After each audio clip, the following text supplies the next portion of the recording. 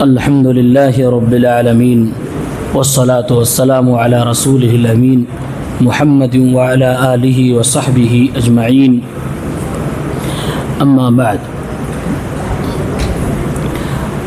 محترم مصلیان، اسلامی بھائیوں، نوجوانوں، عزیز بچوں، ماں اور بہنوں،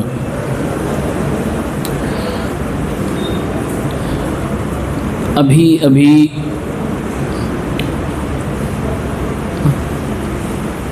ایک نماز جنازہ پڑھی گئی۔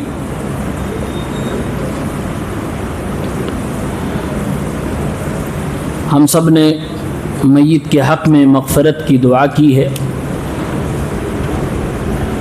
بلکہ اپنے لیے بھی ہم اور آپ نے دعا کی ہے، اللہم اغفر لحینا و میتنا، زندہ اور مردہ سب کی بخشش کی دعا ہم اور آپ نے مانگی ہے۔ اللہ سے دعا کریں رب العالمین میت کے حق میں ہم سب کی اس سفارش کو قبول فرمائے اور انہیں قبر کے عذاب سے محفوظ رکھے، ہم سب کو جب تک زندہ رکھے ایمان اور توحید کے ساتھ زندہ رکھے، اور اسی پہ ہم سب کا خاتمہ ہو۔ پارہ نمبر 26، اس میں پہلی سورت سورۃ الاحقاف ہے۔ پہلے ہی صفحے پر اللہ تبارک و تعالی نے میت کی بے بسی کو بیان کیا۔ ابھی سب لوگ دیکھ رہے تھے نا چہرہ، سب مل کے بلاتے، وہ ایک لفظ بھی بولنے پہ قادر نہیں، بولنا تو چھوڑیے سننے پہ قادر نہیں۔ اللہ تبارک و تعالی نے فرمایا وَمَنْ أَضَلُّ مِمَّنْ يَدْعُو مِنْ دُونِ اللَّهِ، اس سے زیادہ گمراہ کون ہو سکتا ہے جو اللہ کو چھوڑ کر کسی اور کو پکارتا ہے۔ وہ کسی اور کون ہے؟ من لا يستجیب له الى یوم القیامہ، جو قیامت تک پکارنے والوں کو جواب نہیں دے سکتا۔ یہ قیامت تک جواب نہیں دے سکتے۔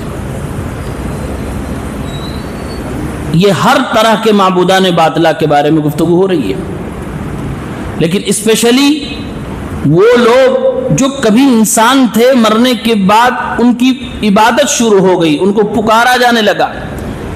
اللہ نے روح نکل جانے کے بعد انسان کی بے بسی کو بیان کیا اور کہا لا یستجیب لہ الی یوم القیامہ، قیامت تک نہیں جواب دے سکتے۔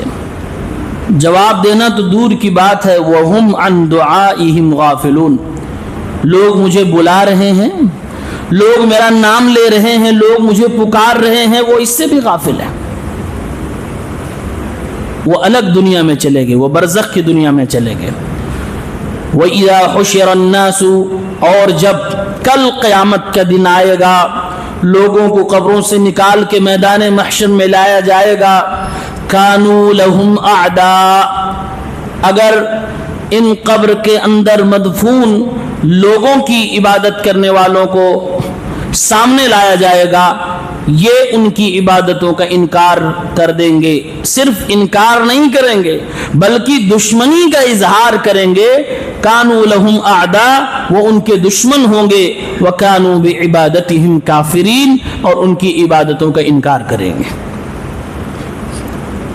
ان دونوں آیتوں کو دیکھیں تو ایسا لگتا ہے کہ رب العالمین نے خصوصاً ان معبودان کا ذکر کیا ہے جو قبروں کے اندر مدفون ہیں۔ تبھی کہا جا رہا ہے کہ وہ جواب نہیں دے سکتے، وہ ان کی دعاؤں سے غافل ہیں۔ جب اٹھایا جائے گا، یہ تینوں باتیں بتلا رہی ہیں کہ یہ بتوں کے بارے میں، پتھر اور لکڑی کے بارے میں نہیں بات ہو رہی ہے، یہ ان کے بارے میں بات ہو رہی ہے جو پہلے سنتے تھے، جواب دیتے تھے، اور اب سن اور جواب نہیں دے رہے ہیں۔ اور یہ بات حقیقت، دنیا میں بت پرستی جو آئی ہے اس کی شروعات بزرگ پرستی سے ہوئی ہے۔ یوں ہی بت کی عبادت شروع نہیں ہوئی تھی۔ صحیح بخاری کی وہ مشہور حدیث جس میں بتایا گیا ہے کہ مکہ کے ود، سعا، یغوث، یعوق، یہ جو مشہور بت تھے یہ نوح علیہ السلام کے زمانے کے نیک لوگ تھے.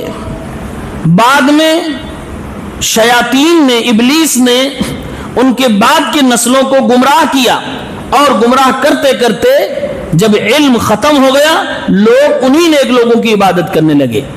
تو گویا بت پرستی کی اصلیت اور حقیقت بزرگ پرستی ہے، وہ نیک لوگ ہیں. تو اس حساب سے دیکھا جائے تو یہ بت پرستی بھی اس آیت کے اندر داخل ہے، قبر پرستی بھی داخل ہے، بزرگ پرستی بھی داخل ہے. اسی صورت میں اللہ تبارک و تعالی نے اپنے نبی کا وہ واقعہ بھی بیان کیا ہے کہ جس میں جنہوں نے آپ کا قرآن پڑھنا سنا تھا، وہ جن اللہ کے نبی کا قرآن پڑھتے ہوئے سنتے اور اس کے بعد اپنے وطن میں، اپنی بستی میں جا کر دعوت کا کام کر رہے ہیں. اور ایک بات بہت بڑی وہ جن اپنی قوم کے لوگوں سے کہہ رہے ہیں، یہ ہم انسانوں کے لیے بھی بہت مفید ہے. وہ جن سن کے گئے اور کہنے لگے یا قومنا، اے میری قوم کے لوگوں، اجیبوا داعی اللہ، اللہ کے پیغمبر کو کہا جا رہا ہے، یہ اللہ کی طرف سے دعوت دینے والا ہے.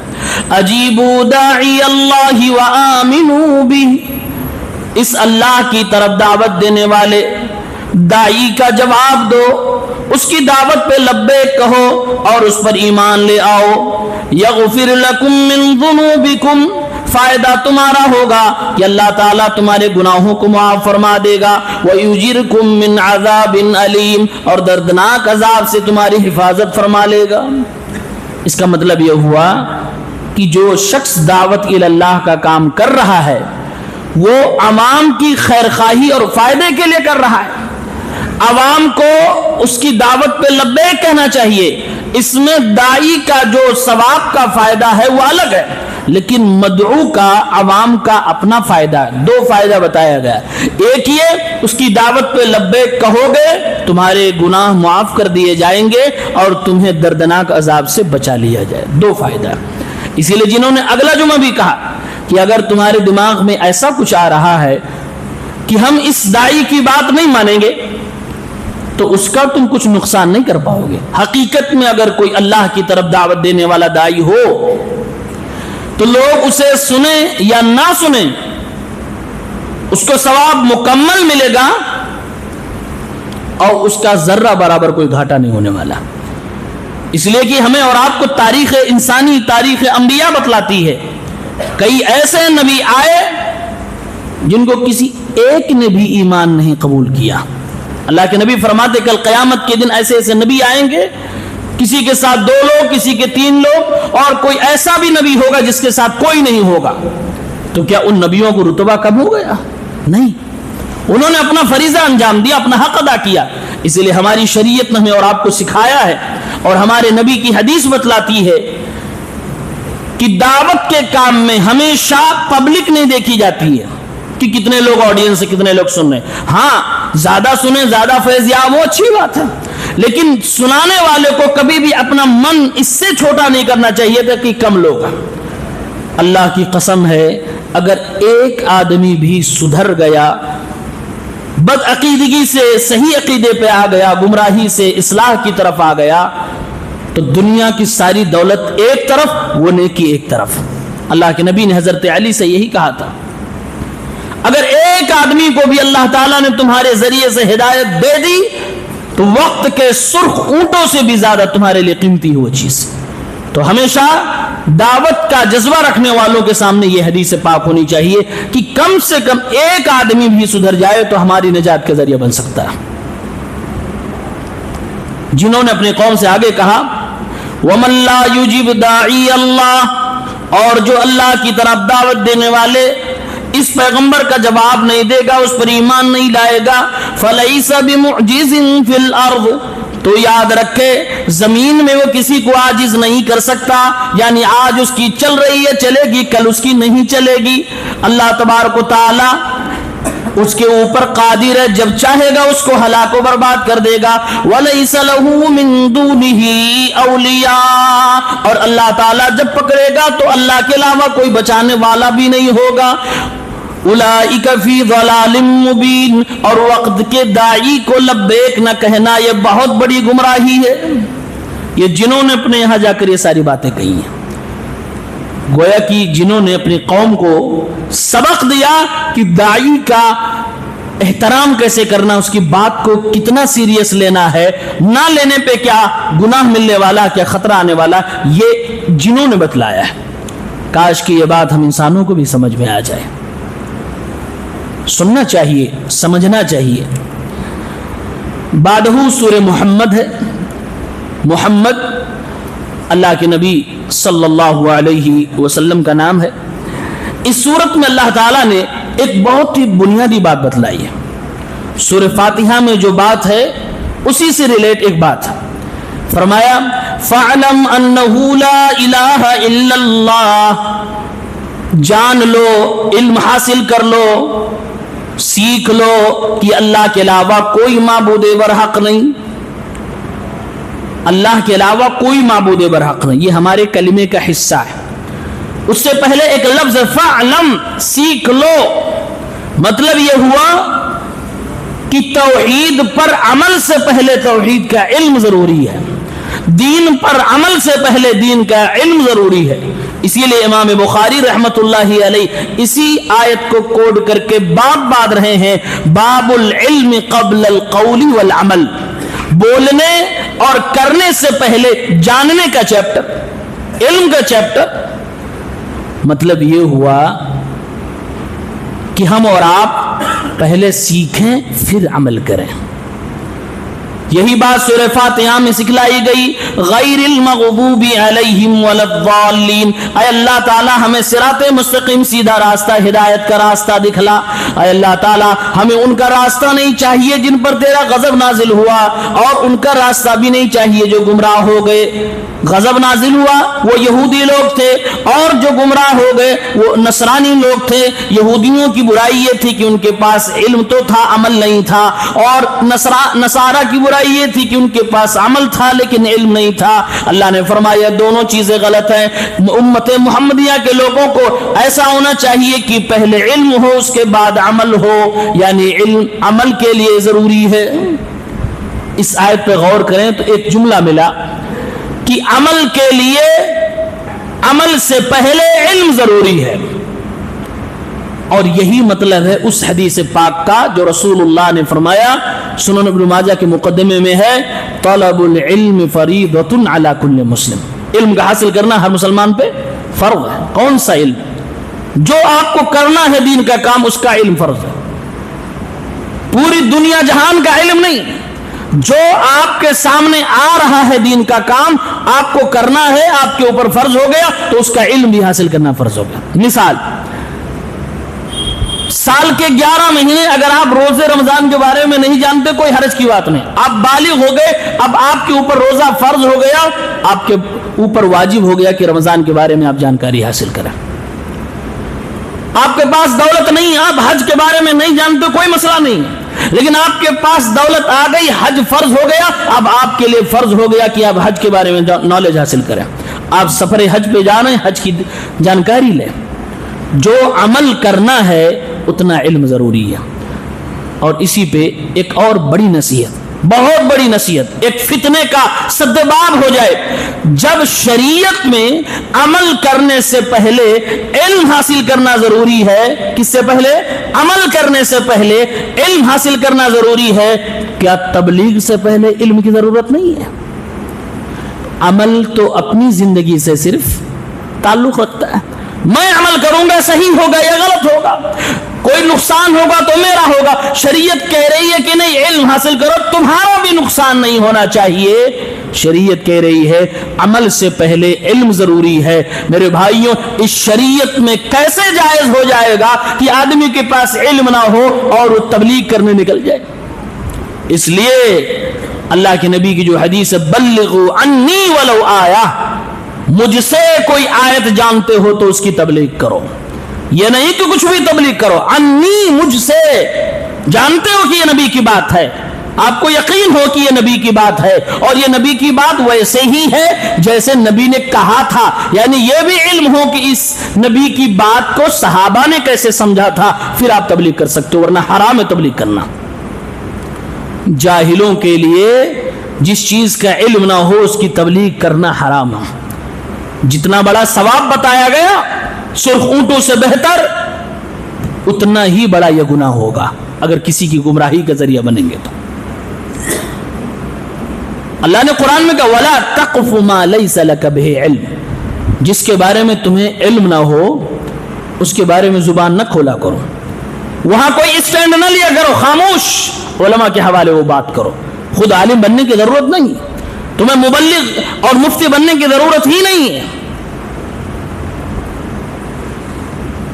منع کیا گیا ہے اور اللہ کے نبی نے صراحت سے کہا ہے، اور یہ روایت متواتر درجے کی روایت ہے۔ آپ صلی اللہ علیہ وسلم نے فرمایا جس نے میرے نام پہ کوئی ایسی بات کہی جو میں نے نہیں کہی ہے فَلْيَتَبَوَّ مَقْعَدَهُ مِنَ النَّارِ، وہ اپنا ٹھکانہ جہنم میں بنا لے۔ اس سے سخت وعید کیا ہو سکتی ہے؟ آپ کی نیت صحیح، آپ تبلیغ کرنے نکل گئے اور آپ کوئی بات بتلا رہے ہو، کہہ رہے ہو کہ اللہ کے نبی نے فرمایا ہے، یہ اسلام کی بات ہے، یہ نبی نے فرمایا ہے، اور وہ بات اسلام کی نہیں ہے، نبی کی بات نہیں ہے، آپ ثواب کی نیت سے کر رہے ہو، اللہ کے نبی کہہ رہے ہیں کہ وہ اپنا ٹھکانہ جہنم بنا لے۔ اس لیے ضروری ہے تبلیغ سے پہلے علم ہونا، یہ علم ہونا ضروری ہے کہ سچ میں یہ نبی کی بات ہے کہ نہیں ہے۔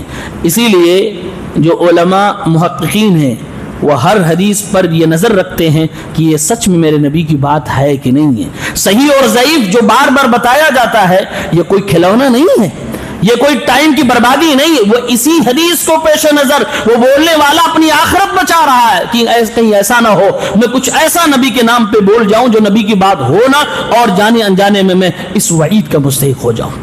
اسی لیے حدیثوں کا صحیح و ضعیف بتایا جاتا ہے، اسی لیے بتایا جاتا ہے کہ یہ دین کی بات ہے، یہ دین کی بات نہیں ہے۔ تو یہ آیت ہمیں اور آپ کو ایک بہت بہترین منہج دے رہی ہے اور ایک بہت بڑے فتنے کا سدباب کر رہی ہے۔ آج دیکھو جس کو دیکھو سر اٹھایا اور تبلیغ کرنا شروع کر دیا، ابھی تک پتہ نہیں کیا کر رہا تھا زندگی میں، خود بیمار ہے، خود کو علاج کی ضرورت ہے، کسی نے مشورہ دیا تبلیغ میں نکل جاؤ سدھر جاؤ گے۔ بھائی بیمار ہیں تو ہمیں ڈاکٹر سے علاج کروانے کی ضرورت ہے نا، کہ خود ڈاکٹر بننے کی ضرورت ہے؟ ٹھیک ہونے کے لیے ڈاکٹر سے علاج کروانا ہوتا ہے، خود ڈاکٹر نہیں بننا ہوتا ہے، اور ڈاکٹر بننے کا انتظار کرو گے تو بیماری اور بڑھتی چلی جائے گی۔ آج یہی ہو رہا ہے کہ تم بیمار ہو، بہت بگڑ گئے، 4 مہینے کے چلے پہ چلے جاؤ تبلیغ پہ۔ وہ تبلیغ پہ کہاں جا رہا ہے؟ وہ علاج کے لیے جا رہا ہے، بولو کہ ہاں علاج کے لیے جا رہا ہے، سیکھنے کے لیے جا رہا ہے، اس کو تبلیغ کا نام دے کر تبلیغ کو کیوں بدنام کر رہے ہو؟ وہ تبلیغ کرنے جا رہا ہے۔ بھائی تبلیغ کے لیے علم ضروری ہے، اس کے پاس علم نہیں تبھی تو وہ بیمار تھا، آپ نے اس کو تبلیغ کرنے بھیج دیا۔ جہاں ڈاکٹروں کو جانا چاہیے اس کام پہ بیمار لوگ جا رہے ہیں، اور اس میں کوئی ایک ہوتا ہے جو کہتا کہ میں ڈاکٹر ہوں، جس کو لوگوں نے امیر بنا دیا ہوتا ہے، جبکہ وہ بھی نہیں ڈاکٹر ہوتا، وہ بھی عالم نہیں ہوتا ہے، بس لوگوں نے بنا دیا ہے۔ اللہ امت مسلمہ کی اصلاح فرمائے۔ بہت بڑی گمراہی ہے، بہت بڑی گمراہی ہے۔ اسی لیے جو خرافات، جو بالکل الٹی سیدھی باتیں دین کے نام پہ سماج میں پھیل رہی ہیں، یہ سب یہیں سے نکلتی ہیں۔ یہ سب اسی طرح کے لوگ جب بولنے لگتے ہیں جن کو بولنے کا شریعت نے حق ہی نہیں دیا ہے، تب یہ خرافاتی باتیں، جب یہ الٹی سیدھی باتیں آتی ہیں، پھر آدمی کہتا ہے کہ کتنا اختلاف ہے۔ ارے انہی لوگوں کا منہ بند کر دو، اختلاف ختم ہو جائے گا۔ صحیح لوگ بولنے والے جن کا حق ہے وہ بولیں تو اختلاف نہیں ہوگا۔ پھر اللہ تعالیٰ نے اسی صورت کے آخر میں کہا اے مسلمانوں غور سے سنو، تم تو وہ ہو جو خرچ کرتے ہو، تم سے کہا جاتا ہے کہ اللہ کی راہ میں خرچ کرو۔ ہا انتم ہاؤلائی تدعون لتنفقوا فی سبیل اللہ، خبردار تم تو وہ ہو جن کو کہا جاتا ہے، بلایا جاتا ہے کہ اللہ کی راہ میں خرچ کرو۔ فمنکم من یبخل، تو تم میں سے کوئی بخیلی کر جاتا ہے وَمَن يَبْخَلْ فَإِنَّمَا يَبْخَلُ عَن نَفْسِهِ، جو بخیلی کرے گا وہ اللہ کا کوئی نقصان نہیں کرے گا، وہ اپنا نقصان کرے گا۔ بخیلی اگر یہ سوچ کے کر رہا کہ میں نے اللہ کے راستے میں نہیں دیا، اللہ کے راستے کا نقصان، اللہ کا نقصان، اللہ کے نبی کا نقصان، فرمایا اللہ نے نہیں کسی اور کا نقصان نہیں، تمہارا ہی نقصان ہونے والا۔ بخیلی تم نے حقیقت میں اپنے آپ سے کی ہے۔ واللہ الغنی، اللہ تعالیٰ بے نیاز ہے، وانتم الفقراء، اور تم محتاج ہو۔ آدمی اسے کہا جائے اللہ کی راہ میں خرچ کرو، وہ بولے میں نہیں دوں گا۔ قرآن کہہ رہا ہے تم نے اپنے ساتھ بخیلی کی۔ کیسے؟ جیسے ابھی جنازے کی نماز ہم نے پڑھی نا، اب آدمی دشمنی میں کسی سے کہہ دے میں اس کی جنازے کی نماز نہیں پڑھوں گا، تو اس جنازے کی میت کا نقصان تو کیا، نقصان یہ کیا کہ اس کے لیے مغفرت کی دعا نہیں کیا، لیکن ساتھ میں اپنا بھی نقصان کر لیا کہ اپنے لیے بھی اس کو دعا کرنی تھی، وہ اپنے لیے بھی دعا سے محروم ہو گیا۔ ساتھ میں 2 قیرات کا، 1 قیرات کا جو ثواب ملنا تھا اس نے نقصان اپنا کر لیا۔ مطلب جنازہ ہم کسی کی پڑھتے ہیں تو میت کے اوپر احسان کے ساتھ ساتھ ہم اپنے اوپر بھی کر رہے ہوتے ہیں، اس کے فائدے کے ساتھ ساتھ ہم اپنا بھی فائدہ حاصل کر رہے ہیں۔ 1 قیرات احد پہاڑ دیکھیے 5-6 کلومیٹر کا ہے، بہت لمبا چوڑا ہے، بہت لمبا چوڑا ہے، اتنا ثواب دیا جا رہا ہے۔ جنازہ ہم نے پڑھا، کتنا لگا؟ 5-10 منٹ لگا، کتنا ثواب مل گیا۔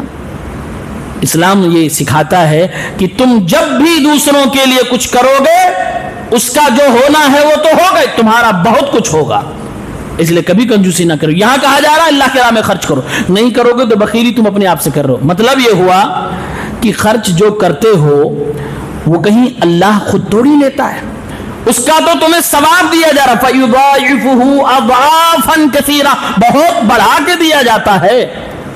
اور جو کچھ تم نے خرچ کیا ہے ایک ایک پائی کا حساب بطور ثواب اللہ تعالیٰ قیامت کے دن تم کو دے گا۔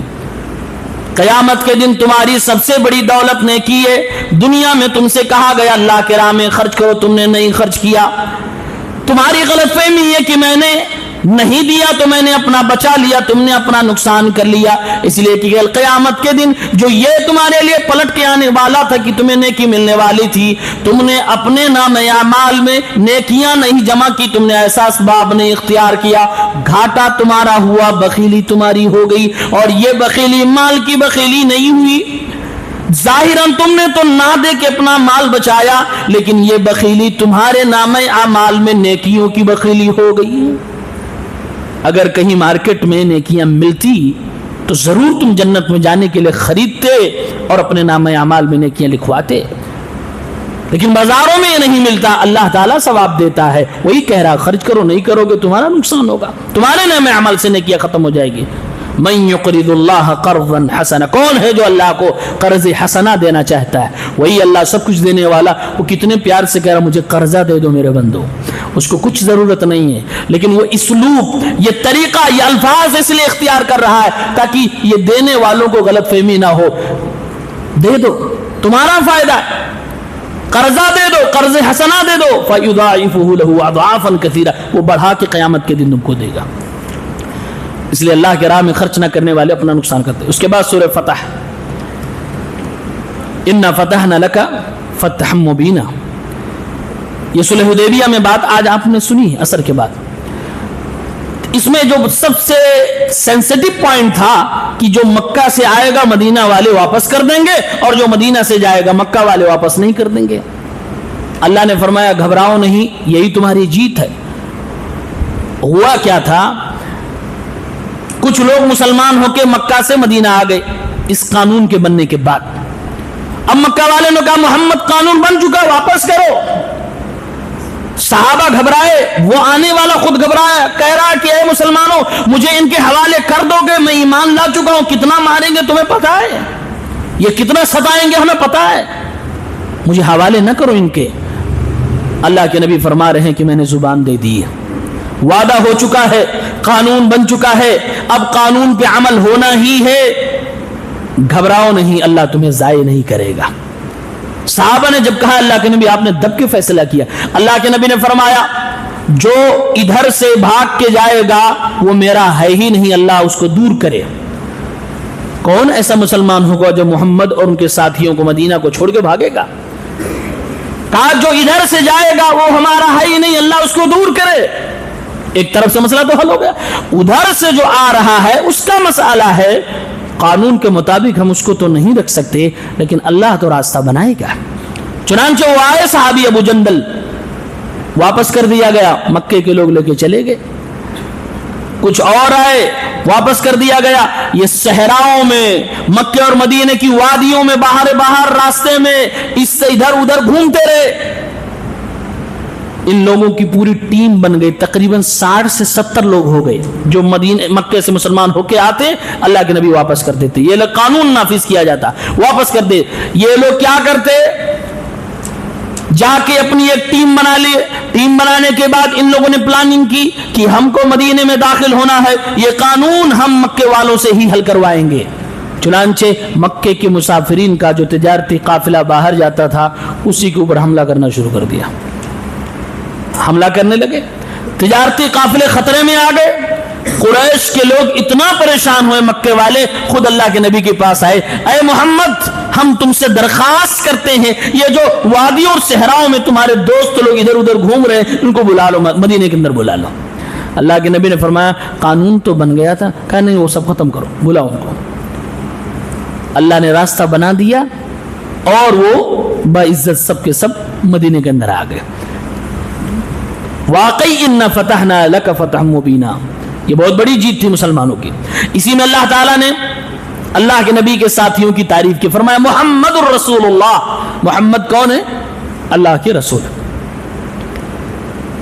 والذین معہ، اور جو ان کے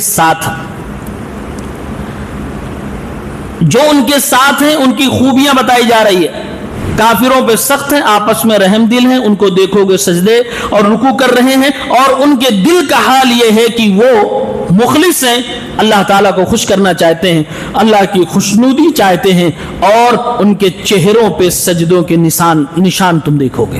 یہ صحابہ کرام کی تعریف ہو رہی ہے۔ اس میں ایک بہت باریک بات ہے، اگر ہم کسی انسان کی تعریف کریں گے تو یہ کہہ سکتے ہیں کہ میں جب دیکھتا ہوں آدمی نماز پڑھتا ہے، رکوع کرتا ہے، سجدہ کرتا ہے، اتنے نمازیں پڑھتا ہے کہ اس کے پیشانی پہ گھٹے پڑے ہوئے ہیں، نشان بنے ہوئے ہیں، چہرہ اس کا تر و تازہ لگتا ہے، یہ سب چیزیں دکھتی ہیں، لیکن دل میں کیا چل رہا ہے یہ کائنات میں اللہ کے علاوہ کوئی نہیں بتا سکتا۔ صحابہ کے دل کو اللہ نے دیکھا اور فرمایا یبتغون فضلا من اللہ ورضوانا، یہ کوئی دکھاوا نہیں ہے، یہ سچ میں میرے بندے ہیں، ان کی نمازیں، ان کے رکوع، ان کے سجدے اور ان کے چہروں کے نشانیاں سب ایک دم پیور ہے، ذرہ برابر اس میں دکھاوا نہیں ہے، یہ مجھے خوش کرنا چاہتے ہیں سچ میں دل سے۔ یہ دل کی بات جو بتائی گئی یہی چیز کمال ہے صحابہ کی، یہی ان کی بڑی فضیلت ہے کہ اللہ نے بتایا جو ہم اور آپ کو نہیں دکھتا، لیکن اللہ نے بتایا کہ ان کے دل میں خلوص سے، اخلاص سے۔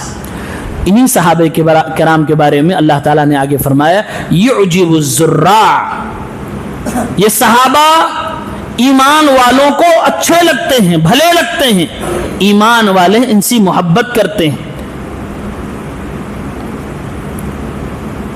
اور جو کفار ہیں لیغیظ بہم الکفار، کافروں کو ان سے نفرت ہوتی ہے۔ اتنا کلیئر بتانے کے بعد اب اگر کوئی کہے میں مسلمان ہوں لیکن صحابہ میں سے فلاں فلاں گڑبڑ تھے، فلاں گڑبڑ تھے، فلاں کے بارے میں مجھے یہ، فلاں کے بارے میں یہ، فلاں ایسے، فلاں ایسے، جس کے دل میں بھی کسی ایک صحابی کے بارے میں بھی نفرت پیدا ہو گئی، اللہ کے اس قول کو یاد کرو، اللہ فرما رہا ہے صحابہ کے خلاف دل میں نفرت صرف کفار کو ہوتی ہے، صرف کفار کو ہوتی ہے۔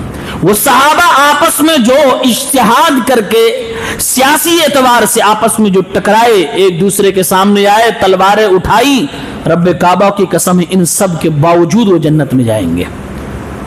معاویہ اور علی دونوں رضی اللہ تعالی عنہما کل جنت میں آمنے سامنے بیٹھیں گے، لیکن ہم تم اگر زبان چلائیں گے کسی ایک کے خلاف ہو جائیں گے، چاہے وہ ناصبیت ہو چاہے وہ رافضیت ہو، دونوں کا بیڑا غرق ہونے والا ہے۔ दोनों का नुकसान होने वाला, उन लोगों का कुछ नहीं होगा। सब के बाद भी अल्लाह ने कहा रज़ी अल्लाहु अन्हुम व रज़ू अन, अल्लाह इन सब से राजी है और ये सब के सब जन्नती हैं, सब के सब जन्नती हैं। खुसूसी हदीस हजरत अली के बारे में है, ये वो अशरे मुबश्शरा हैं जिनको जन्नत की बशारत मिली है। हजरत अमीर मुआविया के लिए अलग से जन्नत की बशारत है, तो वो जन्नती हैं। हम और आप उनके बारे में इधर से या उधर से कुछ भी बोलेंगे फंस जाएंगे, इसलिए हमारे उलमा ने बताया और हमारा आपका मनहज है और यही मनहज सही है कि सहाबा की इज्जत करो, उनसे मोहब्बत करो, उनके बारे में जर्रा बराबर कोई ऐसी चीज न तलाश करो जिससे तुम्हारे दिल में नफरत हो। अगर कुछ भी तुम कर रहे हो, चाहे तुम रिसर्च कर रहे हो, तहकीक कर रहे हो, तकरीर सुन रहे हो, किताब लिख रहे हो, किताब पढ़ रहे हो, अगर किसी एक सहाबी के बारे में दिल में कुछ आ रहा, मैं कह रहा हूं किताब जला दो, वही खत्म कर दो, वीडियो डिलीट कर दो। वो तहकीक नहीं है, वो रिसर्च नहीं, तेरा ईमान बर्बाद किया जा रहा। कुरान ने उसूल दिया है कि सहाबा के खिलाफ दिल में नफरत नहीं आनी चाहिए, नफरत आई तो नुकसान हमारा है। इसलिए मनहज हमारा और आपका है खामोश, सहाबा के आपसी झगड़ों के बारे में हमें खामोशी इख्तियार करनी। मुशाजराते सहाबा पर सबसे बेहतरीन सलफ सालिहीन से जो मनहज साबित है वो यही है, अस्सुकूत अस्सुकूत अस्सुकूत, खामोशी खामोशी खामोशी। उसके बाद सूरह हुजरात में अल्लाह ताला ने कहा कि झगड़ों के 6 असबाब है, 6 बड़े रीजन है जिससे झगड़े होते हैं। नंबर 1, किसी आदमी ने किसी को खबर दी, उसने तहकीक न किया, तुरंत गया अनाप शनाप गाली हाथ थप्पड़ सब चला दिया, बाद में पता लगा नहीं ऐसा मामला ही नहीं था तो शर्मिंदा हो गया। गलत फहमी, खबर की तहकीक न करना, ये लड़ाई झगड़े की असल जड़ है। नंबर 2, किसी को जलील करना, मजाक बनाना, उसके इस्तेहजा करना, ठट्ठे मारना, ये भी वजह बन जाती है लड़ाई झगड़े की। नंबर 3, किसी आदमी को बुरे अलकाब से पुकारना, किसी का नाम बिगाड़ना, यह भी लड़ाई झगड़े का सबब और जरिया बन जाता है। नंबर 4, किसी के बारे में बदगुमानी करना, बदगुमानी, बुरा गुमान करना, जिस आदमी का जाहिर अच्छा हो उसके बारे में बदगुमानी करना हराम है। इमाम कुर्तुबी कहते हैं इन्न दन्नल कबीहा बिमन ज़ाहिरुहुल खैर ला यजूज़, जिस आदमी को देखने में आप देख रहे हो अच्छा है, उसका जाहिर अच्छा है, उसके बारे में बुरा गुमान करना हराम है, नाजायज है। व इन्नहु ला हरज फी दन्निल कबीह बिमन ज़ाहिरुल कबीह, हाँ अगर कोई ऐसा आदमी है जो जाहिरन खुलेआम गुनाह करता है उसके बारे में बदगुमानी कर रहे हो तो जायज है, कोई हर्ज की बात नहीं। लेकिन जो दिखने में ठीक ठाक लगता है आप उसके बारे में, आमतौर से बदगुमानी बुरे लोगों के बारे में नहीं होती है, बुरे नहीं अच्छे लोगों के बारे में लोग बदगुमानियां करते हैं। बुरे लोग को कहता है अरे वो तो उसको तो जानते हैं, उसके बारे में कुछ नहीं कहते, बल्कि बाज दफा लोग तारीफ कर रहे होते हैं, कहते रहे हो तो खुली किताब है, उसको तुम जानते हैं, खुली किताब है आप जानते हो, उसके बारे में कुछ नहीं कह रहे। लेकिन जो अपना मामला अल्लाह के हवाले किए हुए आपके सामने ठीक है, जाहिर उसका ठीक है, आप उसके बारे में कह रहे नहीं वो मक्कार है, वो झूठा है, फ्रॉडी, वो मक्कार, वो दिखावा कर रहा है, तो ये हराम है। नंबर 5, वला तजस्ससो, किसी आदमी के पीछे पड़ के उसकी कमियों को टटोलना नहीं चाहिए, फिर उसे दुनिया में फैलाना नहीं चाहिए।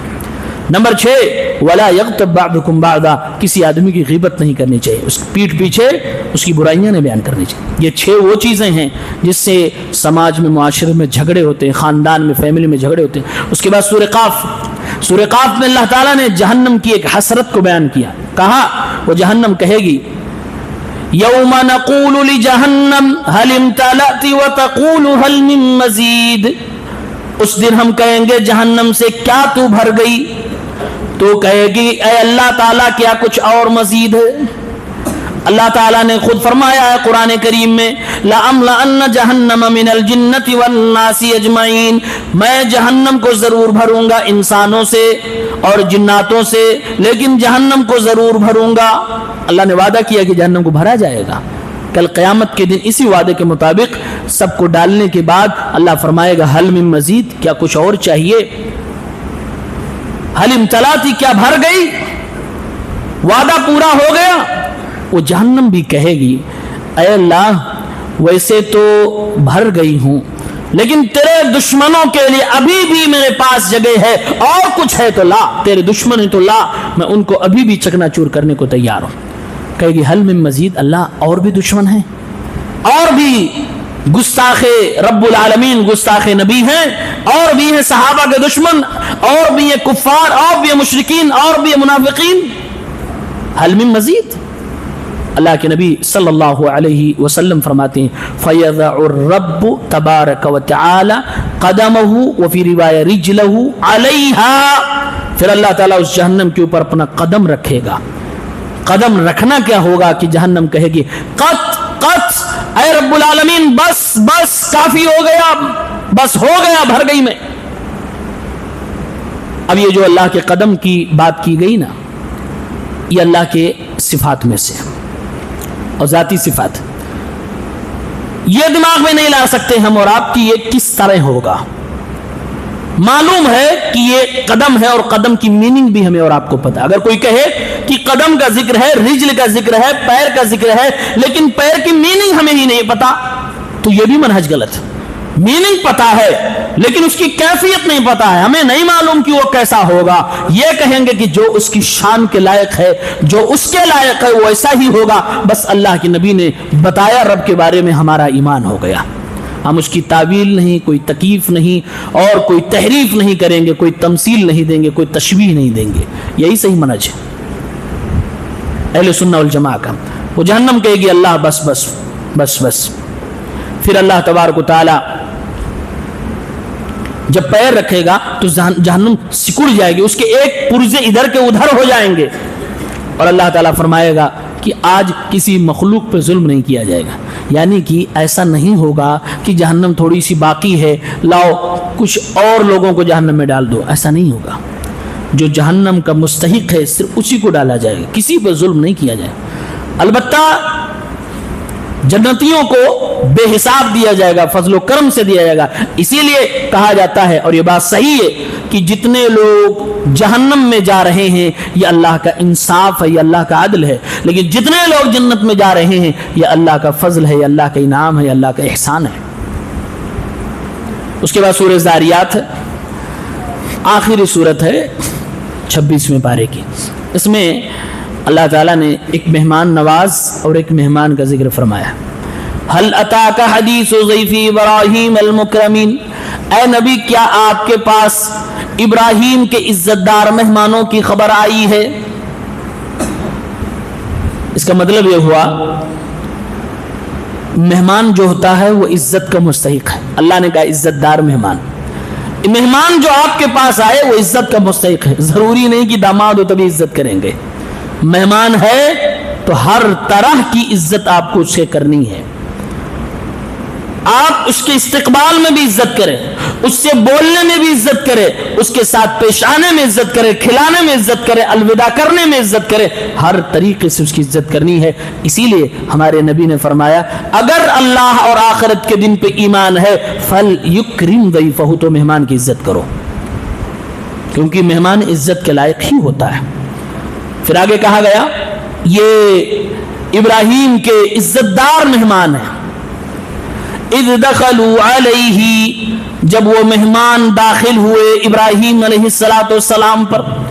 یہ بتایا جا رہا ہے کہ مہمان آتا کیسے ہے، ایسا نہیں کہ ڈرون سے سیدھے گھر پہ ٹپک پڑے بغیر بتائے نہیں جانا۔ دخلوا علیہ، کچھ نہ کچھ ہنٹ دے دو کہ میں جا رہا ہوں۔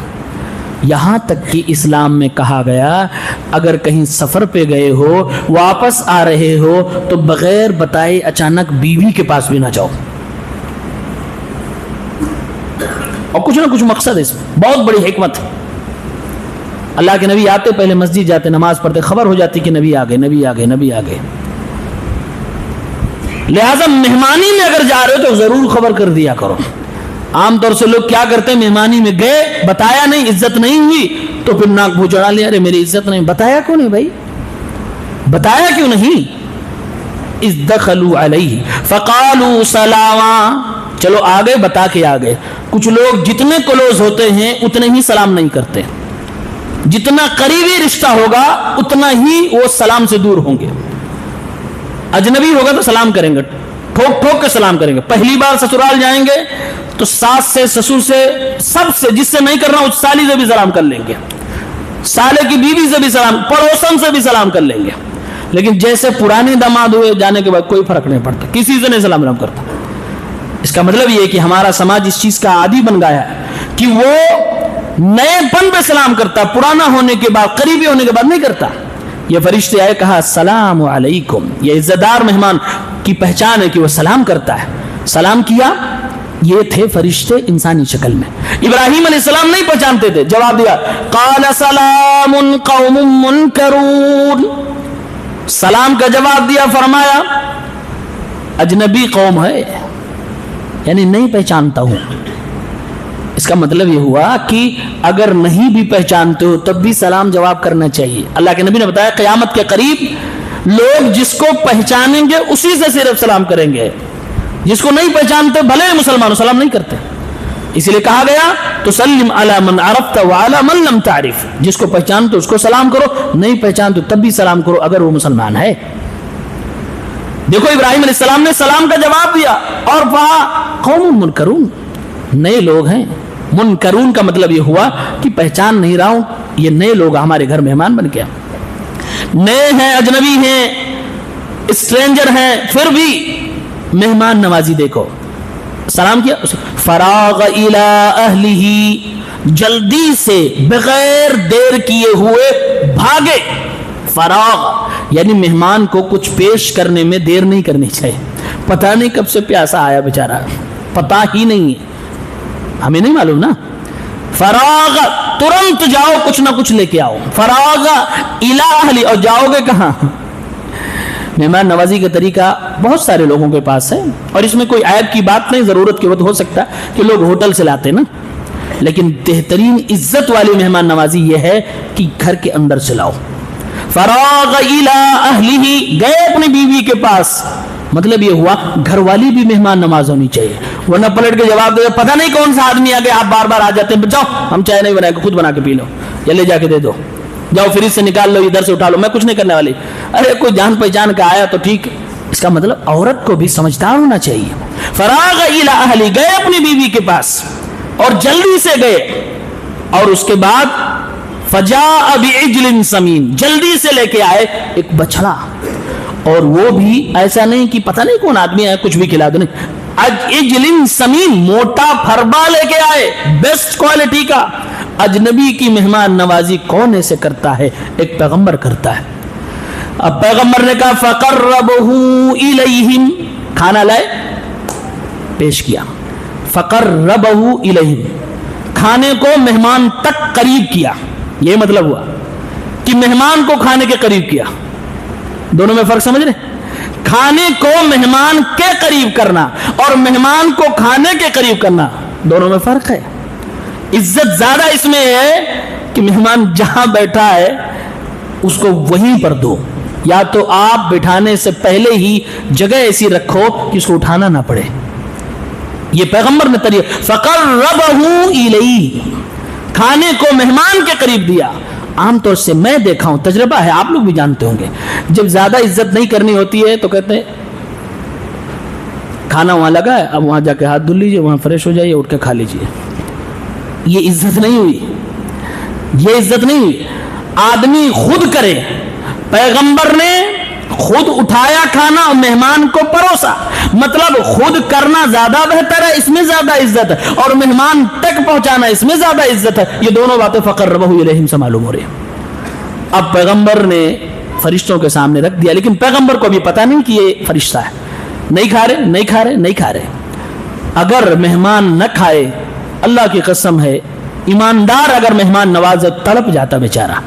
اور عورتیں اسپیشلی پریشان ہو جاتی، کیوں نہیں کھا رہے کھانا، کیا ہوا؟ اور اگر مہمان کی عزت کرنے والا کوئی شخص ہے تو بھی تڑپ جائے گا. پیغمبر نے تڑپ کے پوچھا الا تاکلون، why are you not taking the food؟ آپ لوگ کیوں نہیں کھا رہے ہو؟ بہت پیار، الا تاکلون، آپ لوگ کیوں نہیں کھا رہے ہو؟ اس کا مطلب یہ ہے کہ مہمان کو درد ہوتا ہے، مہمان نواز کو درد ہوتا ہے جب مہمان نہیں کھاتا ہے، جیسے ابراہیم علیہ السلام کو ہوا. اچھا، مہمان کو جب پتہ چل جائے کہ یہ میرا مہمان نواز پریشانی میں ہے، کوئی چیز سسپینس بنا ہوا ہے، تو فوراً اس کا درد دور کرنا چاہیے. فوراً فرشتوں نے کہا فَأَوْجَسَ مِنْهُمْ خِیفَةً، ان کے دل میں، ابراہیم کے دل میں ڈر آیا. قَالُوا لَا تَخَفْ، اب مہمان بول پڑے ڈرو نہیں، ڈرو نہیں، پردہ کھولا جا رہا ہے، پریشان مت ہو، پردہ کھولے جا رہا ہے. وَبَشَّرُوهُ بِغُلَامٍ عَلِيمٍ، بتایا کہ میں انسان ہوں ہی نہیں، ہم لوگ کھاتے ہی نہیں، ہم فرشتے ہیں، اللہ کی طرف سے بھیجے گئے ہیں. وہ ہم جا رہے تھے لوط کی بستی کو برباد کرنے، لیکن راستے میں ایک میسج آپ کو دینا تھا، وہ یہ کہ آپ نے دعا مانگی ہے کہ اللہ مجھے بیٹا عطا فرما، تو آپ کو اللہ تعالیٰ نے بشارت سنانے کے لیے کہا ہے کہ آپ کو ایک علم والا بچہ عطا کیا جائے گا. وَبَشَّرُوهُ بِغُلَامٍ عَلِيمٍ، بشارت سنائی، فرشتے چلے گئے. اس میں بہت بہترین مہمان نواز کے طریقے اور سلیقے سکھائے گئے، اور یہ بتایا گیا ہے کہ عزت کے ساتھ کیسے مہمان نوازی کی جاتی ہے. اور سب سے زیادہ جو آج کل مہمان نوازی داماد کی جاتی ہے، داماد کے ساتھ ایسے ہی پیش آنا چاہیے، ایسے ہی سب کے ساتھ پیش آنا چاہیے، لیکن اسپیشل کوٹا ان کا ہوتا تو یہ عزت ہوتی ہے. داماد اس سے کم میں خوش ہو جاتے ہیں، اور خوش ہونا چاہیے. اللہ تعالیٰ ہم سب کو قرآن سمجھنے کی توفیق عنایت فرمائے. رب العالمین ہم سب کو خوش رکھے، داماد کو، ساس کو، دونوں پریوار کو، سب کو خوش رکھے. رب العالمین سب کو زندگی میں بہت ساری نعمتیں عطا فرمائے، جو ہیں اللہ تعالیٰ اس میں برکت عطا فرمائے. سبحانک اللہم ربنا بحمدک، اشہد ان لا الہ الا انت، استغفرک واتوب الیک.